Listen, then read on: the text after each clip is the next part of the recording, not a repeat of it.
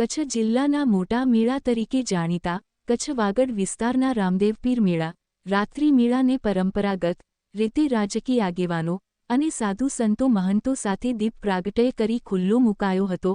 આ પરંપરા વર્ષોથી ભચાઉ તાલુકાના વીજપાસર ગામેથી દનુજાપીર મંદિરથી દસમના રાત્રે વાજતે ગાજતે નેજા યાત્રા નીકળી રામદેવપીર મંદિર પહોંચીને મેળાને ખુલ્લો મુકાય છે।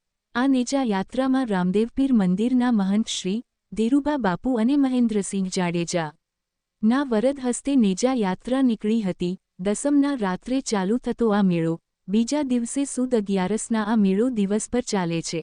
આ મેળાનું હંમેશા ખાસ મહત્વ રહેલું છે।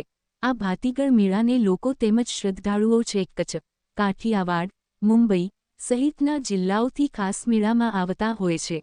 લોકોને મેળામાં મનોરંજન માટે અવનવી રાઇડર્સે આકર્ષણ જમાવ્યું હતું તેમજ રમકડા ખાણીપીણીના વિવિધ સ્ટોલો લાગ્યા હતા। સાથે વર્ષોથી અહીં કિશોરભાઈ જીવરાજભાઈ પ્રજાપતિ પરિવાર દ્વારા ભવ્ય ભંજન મંડળી અને ભોજન પ્રસાદનું સારું આયોજન કરવામાં આવે છે।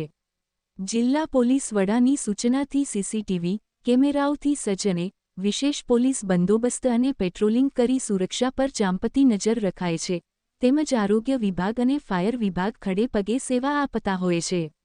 રિપોર્ટર ઇમરાનભાઈ અવાડિયા।